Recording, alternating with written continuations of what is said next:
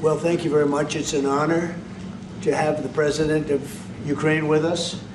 We've had a lot of good discussions, a lot of good talks, and I think progress is being made, very substantial progress in many ways.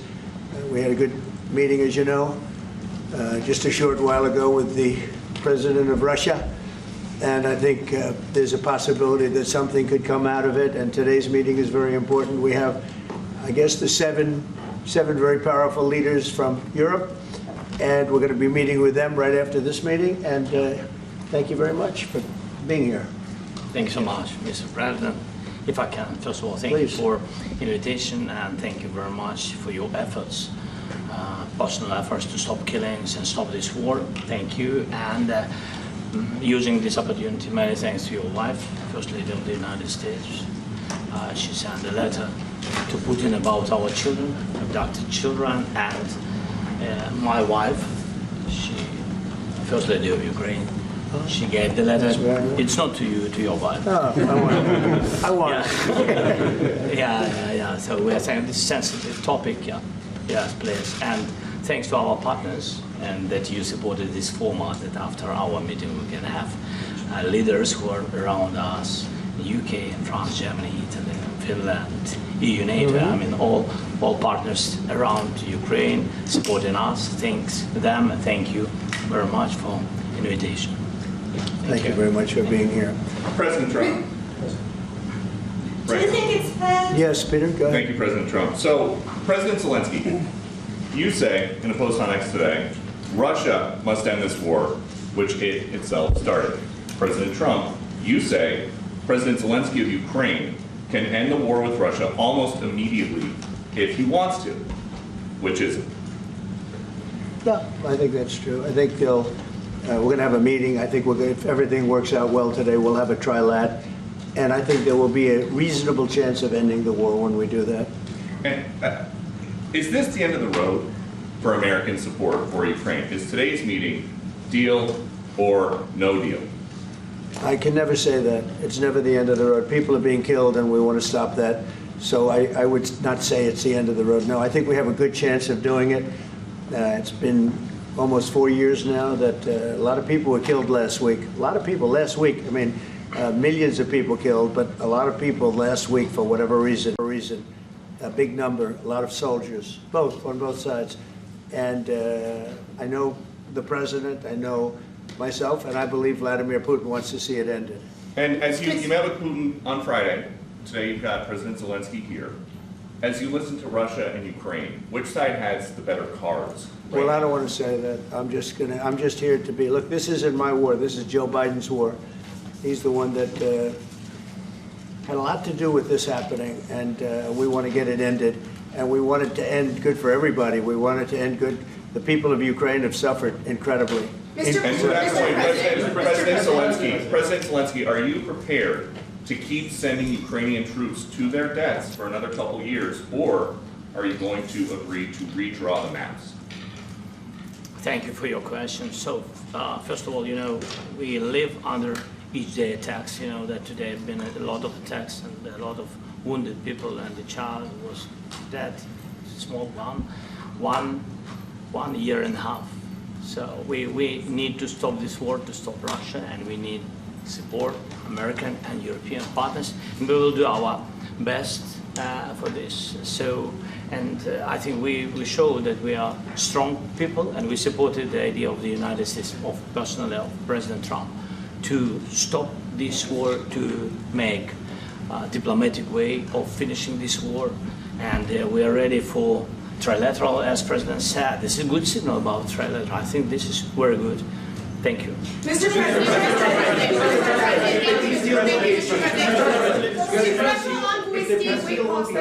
yes, if the peace deal will be achieved, are you going to be willing to send American peacekeepers to Ukraine? Well, we're going to work with Ukraine. We're going to work with everybody, and we're going to make sure that if there's peace, the peace is going to stay long term. This is very long term. We're not talking about a 2-year peace and then we end up in this mess again. We're going to make sure that everything's good. We'll work with Russia. We're going to work with Ukraine, and we're going to make sure it works. And I think if we can get to peace, it's going to work. I have no doubt about it. Your team has talked about security guarantees. Could that involve U.S. troops? Would you roll that out in the future? We'll let you know that maybe later today. We're meeting with 7 great leaders of great countries also, and we'll be talking about that. They'll all be involved, but there'll be a lot of help. When it comes to security, there's going to be a lot of help. It's going to be good. They are first line of defense because they're there. They're Europe. But we're going to help them out also. We'll be involved. Mr. President, Vladimir Putin mentioned that the war will not end without addressing the root causes of this war. Have you had an understanding what are the root causes of this war? Well, look, the war is going to end.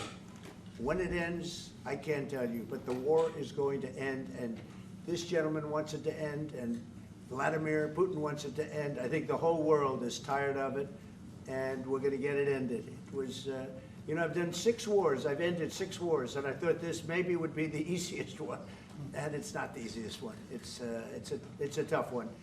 A lot of reasons for it, and they'll be talking about it for a long time. But they'll be talking about the others. Look, India, Pakistan. We're talking about the big places. When you look at, you just take a look at some of these wars. You go to Africa and take a look at that. Rwanda and the Congo, Republic of the Congo. That's been going on for 31 years. And so we've done a total of 6, and we really have 6, not including the fact that we obliterated, and it turned out to be a total obliteration, the nuclear, as you said, the future nuclear capability of Iran. And this one, I think we're going to get solved also. I feel confident we're going to get it solved. Thank you,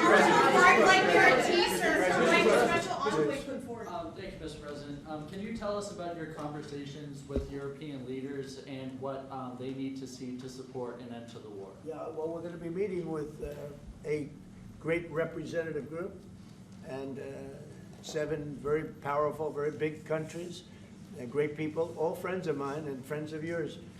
And we're going to have some suggestions made. They want to see peace. They would like to see peace. President Russia, you said last In night the red, in the red. President Trump, do you think it's fair to, for Ukraine and for Russia to achieve a lasting and durable peace if Ukraine cedes its territories that Russia hasn't yet conquered?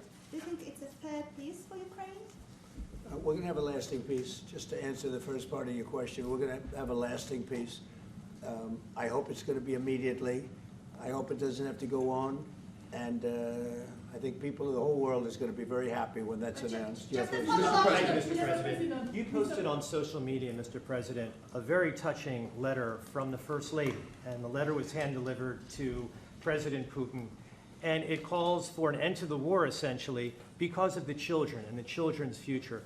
Why did the First Lady feel that letter was necessary? Was it because she believes that Mr. Putin is the aggressor in the war? Is a similar letter being hand-delivered to President Zelensky? So the First Lady felt very strongly. She's watched the same thing that you watch and that I watch. I see things that you don't get to see, and it's horrible. But when she's got a great love of children, she has a wonderful son that she loves, probably more than anybody, including me. I hate to say it, but she loves her son. She loves children, and she hates to see something like this happening. And that goes for other wars too. I mean, she sees the heartbreak, the parents, the funerals that you see on television. Always funerals. We want to see something other than funerals. No, she felt. It was a beautiful letter. It was very well received by him. And she did ask me to say, she would love to see this end. She would love to see it end. And she says it very openly, very proudly, and with great sorrow because so many people have been killed. Mr. President, last week, Brian, go ahead, Brian. Yes, sir. I've got a question for each of you. Yes. First of all, President Zelensky, you look fabulous in that suit. I said the same thing. Yeah, you look good. I said the same thing. Yeah, looks good on I you. said the one that attacked you last time. See, now he's I remember that. Yeah, I apologize to you. You look wonderful. No, my first question for you, President Zelensky. In the same suit. You see, I changed, you are not. Maybe yours is much better. Real quickly, upon peace, God willing we get peace, are you open to holding an election in your country? Yes, of course. We are open for election, yes. We have to do safety circumstances. And a little bit, we need to work in the parliament, because during the war you can't have elections, but we can do security. We need, maybe, how to say, we need a truth, yes, everywhere, in the battlefield, in the sky, in the sea, yeah, to make possible for people to do democratic, open, legal elections. So you say we're ready. during the war, you can't have elections. So let me just say 3.5 years from now, so you mean if we happen to be in a war with somebody, no more elections? Oh, that's good. I wonder what the fake You like news this is. idea? Yeah. No. Speaking of news, I got a question for you. This sounds insane for me even to ask this, but do you think the American media really doesn't even want a peace deal because they've seen they've been so critical of you every step of the way as you lead the charge for peace? It's an amazing phenomenon. I said that if in the settlement you got Moscow, St. Petersburg, and thousands of miles around them, they would say I made a bad deal. The level of hatred and animosity is incredible. Not with all. I mean, we have great people up here. We also have terrible people up there that I think are told what to say. But, you know, in solving all of these wars, they don't even write about it. You know, I saw major wars. I saw wars that have been going on for 31, 35, and 37, and a couple of quicker ones. One that was going to go into a full-blown deal very quickly. You know what the one I'm talking about. It was a big one. But they don't even write about that. No matter what I do, no matter what, and you know, this is not anything to do with you. It's probably to your advantage in a certain way. But no matter what I do, no matter what deal I make, from my standpoint, you'll come out good. Maybe President Putin will come out good. But they'll say, Trump was absolutely horrible. It's just that, and I've lived with that for a long time. I've lived with it since just before the first election. I used to get great publicity. Now I get the worst publicity anyone's ever gotten in office, but I won in a landslide, so that people understand. They're the only ones that count, ultimately. But I've also had great reporters. I've had journalists that are very good. But it's very sad when you do the right thing. As an example, they said, because of the fact that Vladimir Putin came to American soil, this was a tremendous defeat for Donald Trump. No, it was really wonderful that he did it. It was a hard thing for him to do, to be honest with you. It was the opposite of what they said, but they said it. Now, if he didn't come, they'd say that was also bad for Trump. You know, there's no way. And there's just a great dishonesty of the press, and I think that's why it's lost its credibility. You know, its credibility is at an all-time low. We have a thing going on right now in D.C. We went from the most unsafe place anywhere to a place that now friends are calling me up, Democrats are calling me up, and they're saying, sir, I want to thank you. My wife and I went out to dinner last night for the first time in 4 years, and Washington, D.C. is safe, and you did that in 4 days. I'll tell you, it's safe. I had another friend of mine, he has a son who's a great golfer, he's on tour, and he came in 4th yesterday in the big tournament where Scotty Scheffler made the great shot, and he said his son is going to dinner in Washington, D.C. tonight. I said, would you have allowed that to happen a year ago? He said, no way, no way. He said, what you've done is incredible. And I think the people realize it. But the press says, he's a dictator, he's trying to take over. No, all I want is security for our people. But people that haven't gone out to dinner in Washington, D.C. in 2 years are going out to dinner. And the restaurants the last 2 days were busier than they've been in a long time. Sir, Thank I you. walked around yesterday with MTG. If you can walk around with DC with MTG and not be attacked, the city is safe. Yes.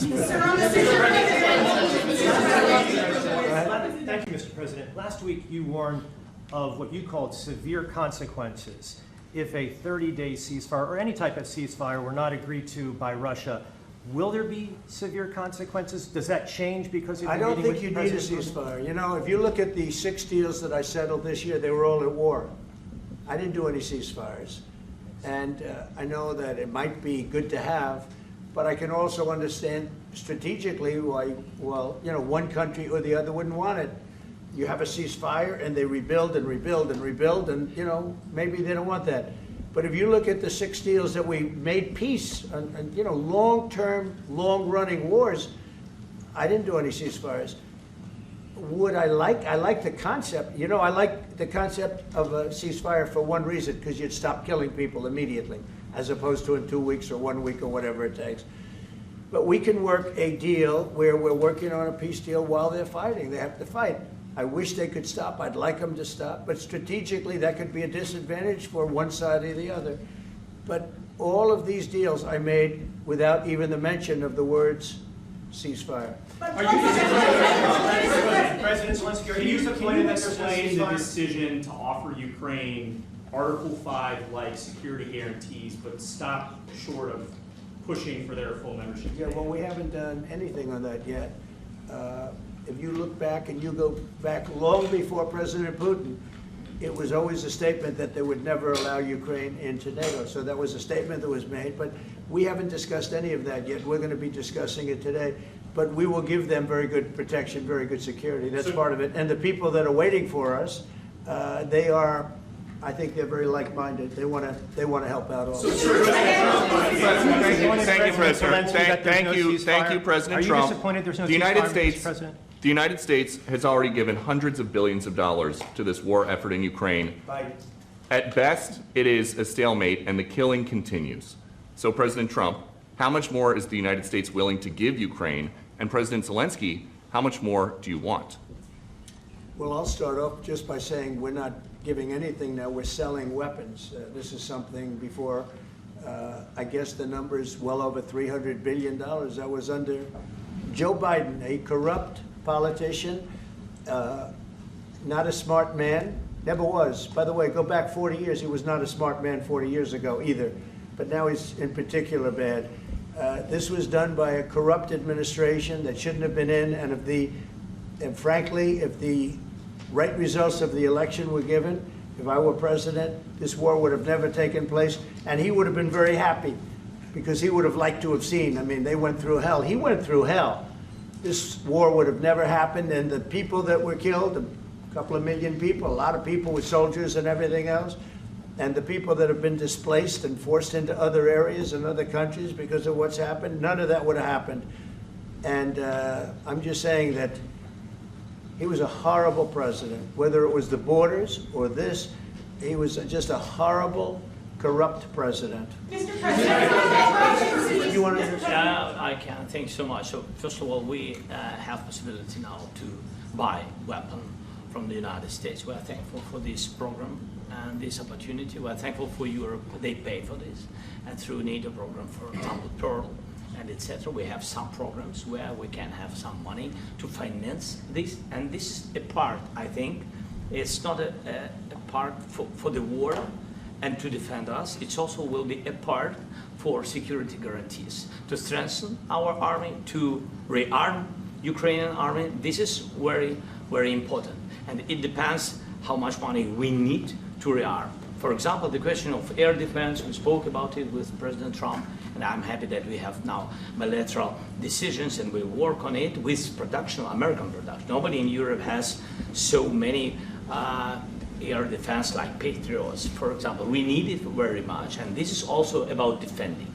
President Zelensky, can I ask President Zelensky a question? I think the good news, we make the best military equipment in the world by far. You mentioned the Patriots. How good are they? Systems. We have systems, they're literally 100% foolproof. And it's really like shooting two bullets, two bullets hitting each other in the air in a space like this. The chance is 100%. It's 99 to 100%.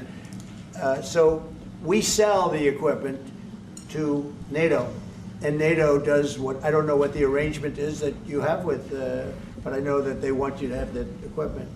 And we're getting the best equipment in the world, but they pay us for the equipment. Under Biden, it was just crazy what was going on. I believe the number is over 300. I think it could be $350 billion worth of equipment and money and everything else. And we've made more progress in settling this war in the last 2 months than they made in 4 years. This should have been settled a long time ago, but it should have never happened. Yeah, please. Real quickly, you pushed out on social media. All right, Brian, go first. You pushed out on social media about doing away with mail-in ballots and potentially electronic voting machines. Can you expand on that and how important Well, that is? that's a very off-topic, just really quickly. Mail-in ballots are corrupt. Mail-in ballots, you can never have a real democracy with mail-in ballots. And we, as a Republican Party, are going to do everything possible that we get rid of mail-in ballots. We're going to start with an executive order that's being written right now by the best lawyers in the country to end mail-in ballots because they're corrupt. And you know that we're the only country in the world, I believe, I may be wrong, but just about the only country in the world that uses them because of what's happened, massive fraud all over the place. The other thing we want change are the machines. For all of the money they spend, it's approximately 10 times more expensive than paper ballots. And paper ballots are very sophisticated with the watermark paper and everything else.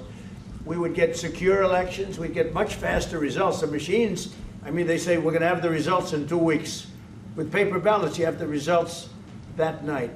Most people, but most people, many countries use paper ballots. It's the most secure form. So between paper ballots, very, very important, paper ballots, and I think maybe even more important, the mail-in voting. We're going to end mail-in voting.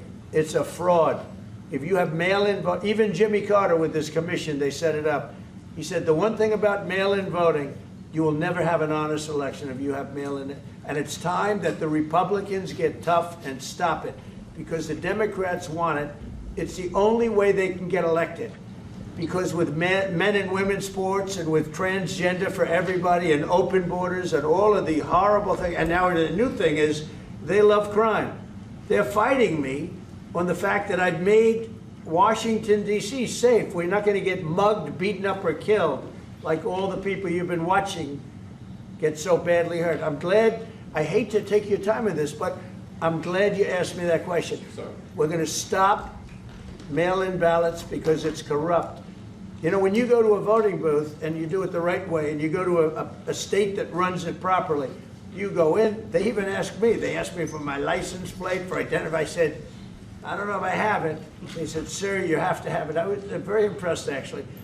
But it's very hard to cheat with mail-in voting. As you know what happens in California, it's so corrupt, where some people get 5, 6, 7 ballots delivered to them.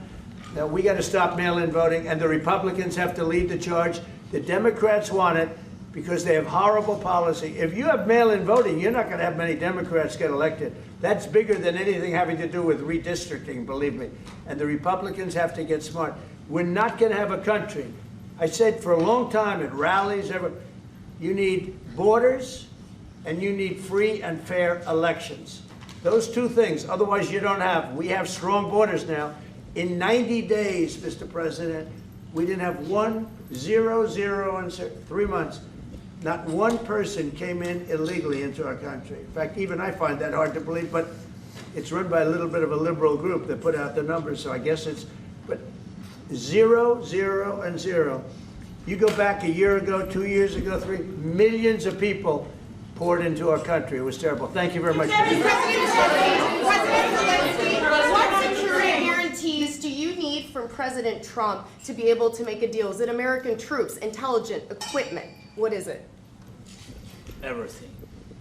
And really, it includes 2 parts. First, strong Ukrainian army. That's what I began to discuss with your colleagues. And it's a lot about weapon and people and training missions and intelligence. And second, we will discuss with our partners. It depends on the big countries, on the United States, on on a lot of our friends. And Mr. President, are you willing to commit American troops to that NATO-like protection in order to get President Zelensky to a deal today? Well, I don't know if you define it that way, but NATO-like, I mean, we're going to give, we have people waiting in another room right now. They're all here from Europe, biggest people in Europe, and they want to give protection. They feel very strongly about it, and we'll help them out with that. I think it's very important. I think it's very important to get the deal done. You've been involved with the peacekeeping in Ukraine since your first day in the administration. What would you say to the Ukrainian people right now who are suffering under the Russian attacks and hoping that the American people will stand with them? Well, I know Ukrainian people. I've known many over the years. They're great people. They're smart. They're energetic. They love their country. I mean, they love their country, and we want to get this war ended. That's all I can do. I love the Ukrainian people, but I love all people. I love the Russian people. I love them all. I want to get the war stopped. Very important. Mr. President, was there any aspect of your discussion with Vladimir Putin that left you disappointed? Look, we just spoke to, I was just telling the president, I just spoke to President Putin indirectly, and we're going to have a phone call right after these meetings today. And we may or may not have a trilat. If we don't have a trilat, then the fighting continues. And if we do, we have a good chance. I think if we have a trilat, there's a good chance of maybe ending it. But he's expecting my call when we're finished with this meeting. Thank you very much, everybody. Thank you, guys.